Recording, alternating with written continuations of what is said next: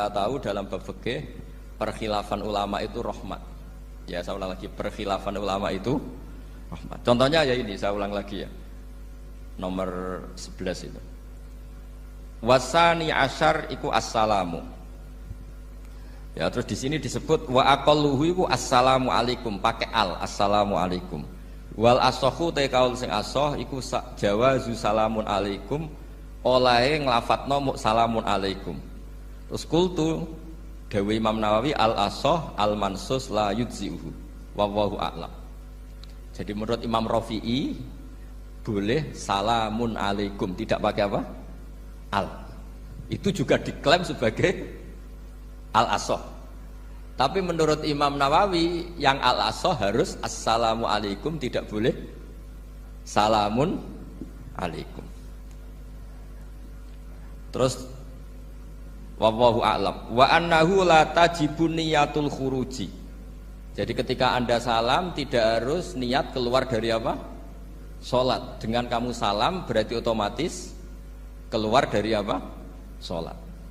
Nah ini menjadi problem menurut pemikiran banyak ulama, karena ketika masuk sholat harus niat masuk sholat. Karena ketika kita takbir kan bisa takbir demo, ya kan macam-macam kan. Makanya untuk membedakan itu kan niat. Memang ini kata ulama bukan kata saya. Sekedar melafadzkan takbir ini kan demo ya takbir. Kamu kagum sesuatu juga takbir. Orang Indonesia itu kadang orang nggak sholat pun bilang subhanallah, memang sudah jadi bahasa nasional. Kalau kaget tuh bilang. Saya punya kenalan Cina itu kalau punya uang ya mohon alhamdulillah. Tak tanya kok bilang alhamdulillah. Orang-orang Islam tuh kalau seneng bilang alhamdulillah. Yang ribet itu kubu sebelah. Kalau orang NU mau layasol itu mana tanya, Gus itu doa orang makan gitu. Kok bisa? Biasanya orang NU kalau makanan sudah keluar mau layasol, ribet kan? Aduh repot itu. Jadi kadang-kadang wiridan itu sudah jadi bahasa nasional. Jadi Cina orang nggak sholat tuh kalau punya uang ya bilang alhamdulillah. Kadang orang yang nggak sholat tanya, datang ke saya, insya Allah. Ya ribet, makanya ulama itu berdebat. Lafaz-lafaz seperti ini itu apakah wiridan, apa adat? Nah untuk membedakan adat dan yang lain maka dibutuhkan niat. Makanya Allahu Akbar harus niat untuk masuk sholat. Nah normalnya salam juga harus niat keluar sholat, biar karena masuknya niat ya keluarnya harus niat. Itu menurut sebagian ulama. Tapi sebagian yang lain enggak lah, kalau selesai tidak perlu niat. Tapi tadi sebetulnya ada problem, jangan-jangan salam ini salam adat. Kebetulan ada temannya masuk terus bilang assalamualaikum, nanti temannya jawab waalaikumsalam. Itu ada kisah nyata itu. Ini memang naif betul ini.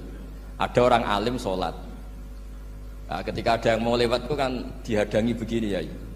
Jadi dihadang gini ya, ini Fitidin. Yang lewat tuh karena saking nggak pernah yang ngaji malah tidak salaman. Kagetnya bukan main itu. Ada orang sholat, ada orang mau lewat, kan kesunatannya dihadang begini. Sisi ini santai saja malah ngajak salaman. Terus ribet, ngadepi orang tidak tahu itu ribet. Ya tambah bingung kan, diliwati saja bingung, apalagi sekarang diajak salaman. Kan memang nggak sambung, kulturnya itu nggak sambung. Nah itu kalau bilang assalamualaikum terus pikir kamu waalaikumsalam, ya ribet. Memang ngadepi orang tidak tahu itu ya ribet. Makanya ya agama ini, ngelola agama ini memang. Nah barokahnya ngaji fikih itu beginilah, saya sering cerita. Misalnya kita hafal fikih, takbir itu wajib, rukun. Tapi bentuk ngangkat tangan itu sunat. Itu barokahnya masya Allah. Andai kan kita menentukan kaifiyahnya, mungkin kita sok suci. Itu pernah ada peneliti cerita ke saya, Gus saya ini orang NU itu pusing. Kenapa? Takbirnya beda-beda. Ada yang terlalu semangat, Allahu Akbar. Apalagi yang was-was, wah itu semangatnya masya Allah. Malah ada yang tanya, itu takbir berkali-kali itu madzhab apa? Jadi orang was-was cobalah bertobatlah, itu jangan sampai jadi madzhab baru. Kalau yang was-was orang bodoh gak masalah, coba kalau dia orang alim alama, nanti muridnya juga niru, oh ternyata takbir yang saya itu 3 kali itu. Oh ternyata takbir yang saya itu 7 kali. Itu kalau dia jadi imam. Kalau dia jadi makmum nyampai ini pinggirnya, sampai pinggirnya takut kan bulan baleni. Ada yang kayak orang nggak punya uang, Allahu Akbar tangannya diangkat separuh saja enggak. Itu kan Tapi itu tidak ngefek di Indonesia karena dari awal kiai-kiainya ngajarin ngangkat tangan itu nah caranya juga agak ditentukan, terserah kamu. Begitu juga posisikan tangan itu juga sunat. Sehingga kalau sampai ke Turki atau kemana-mana itu ada yang kayak orang baris, ya kan? Habis takbir ya sudah. Ada yang sendakap, sendakapnya beda-beda. Ada yang nutupi iga yang hilang katanya, sampai begini. Ada yang santai begini. Wah, pokoknya nggak jelas. Sehingga itu kalau di militer ini ada Pak Dandim itu juga bingung ini, nggak protap ini kan. Tapi kalau di fikih itu memang kalau sekali nggak diwajibkan terserah masing-masing. Ada yang kayak orang baris, ada yang sendakep begini, katanya apa? Nutupi iganya yang hilang. Wadah yang sambil rasa-rasa, macam-macam. Tapi barokahnya ilmu fikih itu diputuskan memang dari awal tidak wajib. Yang wajib itu takbirnya. Maka duduk juga begitu, meskipun kita sepakat duduk tahiyat ula namanya iftiros, duduk tahiyat akhir namanya tawarruk, itu harus kita vonis, kita hukumi sunnah. Cara seperti itu sunnah. Wa ayyu qu'udin qa'ada sohat sholatu, seperti kemarin di Minhajul Thalibin, dengan duduk gaya apa saja sholatnya tetap sah. Sehingga kalau kita di Arab misalnya pas haji, orang Arab itu memang ya agak kacau. Orang Indonesia itu kalau sholat duduk itu kan memang benar-benar sakit sudah agak mau mati, itu benar-benar sholat baru duduk. Orang Arab itu enggak, sholat duduk pakai kursi, sof itu enggak ada orangnya, ada kosong, itu jalan kaki, kursinya di bawah. Wong bawa kursi kuat kok sholat duduk. Kalau orang Jawa kan, saya juga iskal, orangnya kalau bawa kursi kuat dipindah-pindah tapi kok sholatnya. Kalau orang Jawa agak kebayang, kalau sholat duduk emang bener-bener sakit. Terus saya pernah ditanya lagi sama orang, Gus, di Mekah itu kok banyak orang bawa HP, terus kalau ditelepon diangkat soli, itu mazhab apa? Mazhab geblek kata saya. Tapi ini kan orang Arab, kan seakan-akan terus mewakili internasional kan, karena pusat banyak tuh. Ditelepon digoleki telepone wong sae wakeh golek ini tok wis kangelan ya. Warang ketemu soli patene. Nah, kita kan diajarin di kiai Indonesia kalau itu membatalkan apa? Salat. Jadi ribet. Nah, barokahnya kitab-kitab seperti ini meskipun kita di Indonesia itu mengikuti panduan yang diarahkan atau yang dibagukan oleh ulama-ulama dulu. Nah, Indonesia itu makanya berkah. Saya sering ketemu ulama Mekah itu kalau muji haji Indonesia luar biasa. Bukan sekedar sopannya. Memang cara hajinya itu nyari kaul yang disepakati itu sah. Karena memang dilatih KBIH, dilatih Kemenak, masih dilatih kiai setempat. Meskipun niatnya ya kadang tidak baik. Saya pernah tak tanya, kenapa kamu latihan haji sebegitu? Kalau sholat kok enggak? Sholat gak sah, gak apa-apa, Gus, gak bayar, ini kaji. Oh, ternyata. Dia itu sholat bedino ora tau kursus mbek kula. Bareng ape kaji oleh takok tenan, tak takoki. Oh, sholat kira tau takok, nak kaji kok takok. Nak sholat rasa gak iman, Gus gak bayar iki haji. Cuma sebenarnya kurang ajar kata saya. Jadi ternyata sekarang terkuak. Kenapa orang-orang awam tuh kalau kaji kok semangat belajar? Semangatnya sama dengan sholat apa di bawah haji jauh sholat itu? Berpuluh-puluh tahun sholat itu dengan gaya yang nggak ada perkembangan. Tapi haji pisan langsung keren. Ternyata karena bayar ya. Apa perlu ditiru? Sholat harus bayar supaya ini supaya. Ya itu alasannya itu. Nak haji rasa berat Gus, apa? Bayar Gus. Nak sholat rasa kok nggak bayar wae maksudnya. Padahal kalau kita ngikuti as-sholat imaduddin, sholat dengan haji itu afdal mana? Afdal sholat, harusnya lebih serius belajar sholat ketimbang belajar haji. Tapi setahu saya nggak ada kan KBIS itu, kelompok bimbingan ibadah sholat. Jadi ini kritikan saya, semoga didengar ya. Cobalah. Padahal ini Raden Asnawi yang dikarangi pesolatan supaya orang itu sholatnya benar ya, sholatnya benar. Ya, jadi ngaji fikih seperti ini setidaknya Anda menjadi tidak mudah mengadili orang lain, bahwa sholat itu yang takbir tok yang wajib. Misalnya baca ya Fatihah tok, sehingga kalau ada imam lupa baca surat ya gak apa-apa, memang dari tidak wajib. Jadi pemilahan wajib dan tidak ini penting supaya tidak menghakimi pada yang Jangan sampai perilaku kesolehan itu menjadi bentuk yang mengadili, nggak boleh. Itu Pak Kapolres. Kalau di ilmu fikih itu ada ulama penjaga ilmu itu ekstrim-ekstrim. Dulu ada sahabatnya Nabi namanya Jabir bin Abdullah. Ini ada di kitab Bukhari, di kitab sholat. Ya maksudnya al ilmu tentang sholat. Itu semua yang di masjid itu sudah pakai jubah, pakai gamis. Kalau orang Indonesia mungkin ya pakai hem, pakai baju batik, pakai. Itu dia datang malah gamisnya dicopot, gamisnya dicopot, imamannya dicopot, terus tinggal pakai satu sarung, terus dicancang di sini akidan benatorofaihi ala atik, dicancang begini, kayak cerita-cerita di perang pahlawan itu, hanya dengan pakai sarung satu dikalungkan itu. Terus ada orang-orang tabiin bilang gini, ungzuru ila ashabi Rasulillah, ini sahabatnya Nabi kok sholat dengan cara seperti itu, nggak islami banget ya, nggak keren banget lah. Terus kata Jabir bin Abdullah, saya sengaja melakukan ini supaya kamu tahu bahwa batas aurat yang dimaksud Nabi seperti ini. Shalla Rasulullah sallallahu alaihi wasallam fi izarin wahid akidan baina tarafaihi ala atiki. Saya pernah melihat Nabi sholat seperti saya ini. Tapi barokahnya itu akhirnya diketahui kalau batas auratul rajul hanya mabena surah war rukbah. Andai kan tidak ada perilaku Jabir seperti ini, orang akan ngira bahwa syaratnya sholat itu harus pakai jubah, syaratnya sholat harus pakai hem. Akhirnya orang-orang yang kebetulan tidak pakai jubah, tidak pakai hem bingung. Misalnya dia katoan seperapat, pakai kaos, neng tengah hutan, rasa sholat, ngaku ranggo jubah, ribet kan? Artinya apa? Ilmu ini harus dijaga konstitusinya, barokahnya perilaku Jabir ini, orang tahu batas aurat. Jadi yang lainnya itu mukamilah atau kesunatan. Nabi juga seperti itu. Semua sahabat itu tawaf itu musyatan, berjalan. Tapi Nabi sebagai tokoh dan pas itu sehat. Saya ulang lagi, pas itu sehat. Ini hampir semua ulama bilang pas itu Nabi sehat. Nabi malah naik unta. Itu kata Imam Nawawi dalam kitab Masbu', Nabi naik unta itu lebih afdol ketimbang yang jalan. Padahal trennya ibadah kan al-ajul biqadrit ta'ab. Karena apa kata Imam Nawawi? Itu menjadi konstitusi ilmu bahwa syarat sahnya tawaf tidak harus jalan. Andai kan Nabi saat itu kok ikut jalan, maka dikira di antara syarat sahnya tawaf harus jalan. Maka kita kebingungan ketika pakai kursi roda karena tidak punya rujukan hukum. Tapi barokahnya Nabi pakai berkendara, orang menjadi tahu oh Nabi itu berjalan itu tidak menjadi syarat sah. Berkendara juga boleh.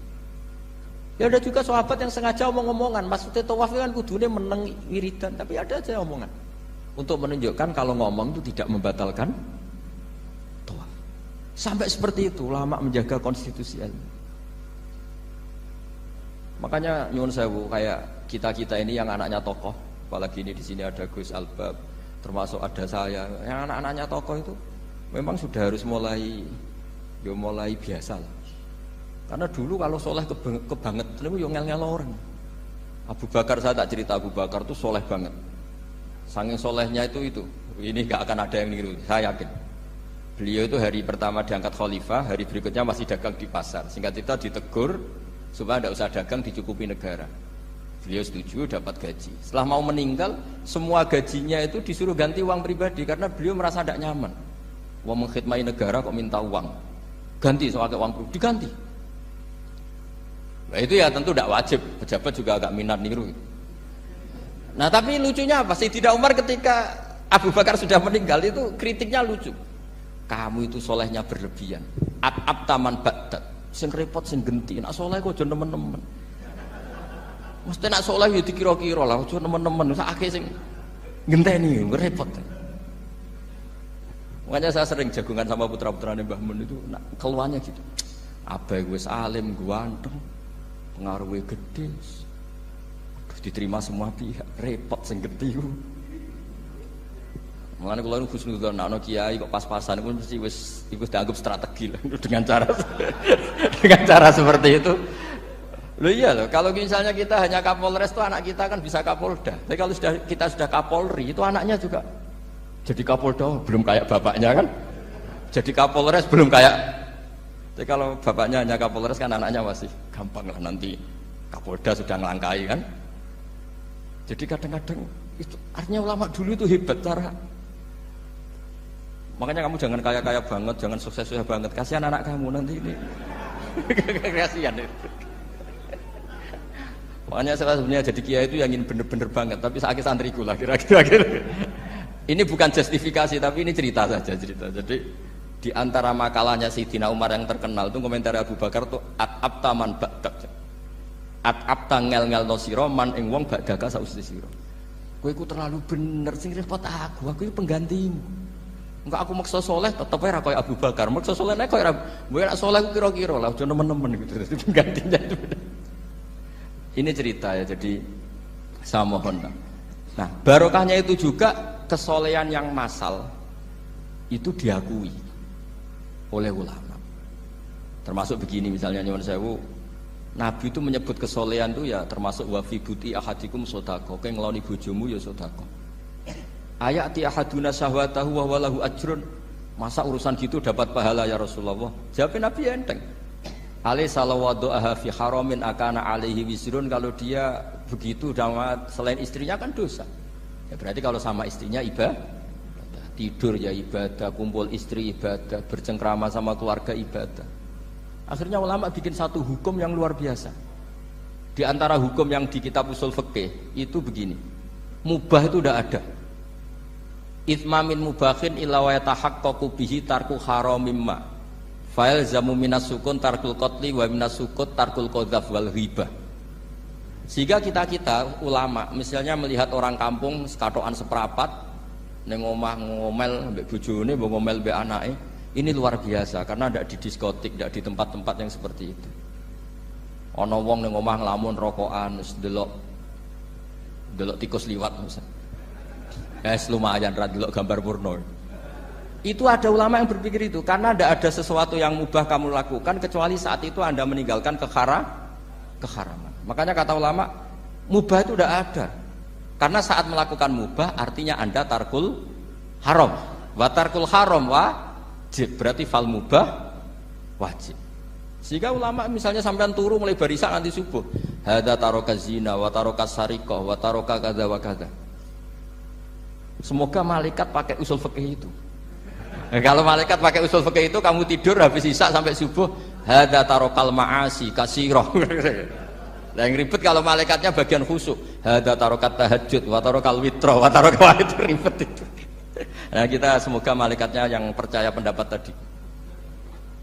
Jadi ada dua pandangan, ada ulama mengatakan mubah itu tidak ada karena tidak ada orang yang sedang melakukan mubah kecuali saat itu pasti meninggalkan keharaman. Makanya ini sirinya kenapa dulu kiai-kiai top itu sering jagungan. Orang tahu semua lah, Mbah Zubair sering jagungan, dulu Mbah Tur yang sering jagungan di depan Masjid Menara. Karena ingin mensuasanakan bahwa untuk menikmati hidup itu tidak harus dengan keharaman. Jagungan mbek konco ya seneng, gejul-gejulkan mbek konco ya seneng. Ini anggap saja perlawanan terhadap supaya tidak nikmati maksiat. Wa qutbu hadaddin al-istidzad bil mubahat kata Imam Ghazali. Inti beragama ini adalah nikmati sesuatu yang dihalalkan oleh Allah Subhanahu. Coba ketika orang lain bisa nikmat kalau harus ke tempat-tempat maksiat, kamu cukup nikmat ketemu konco gejol-gejolukan zaman mondok padha mlarate.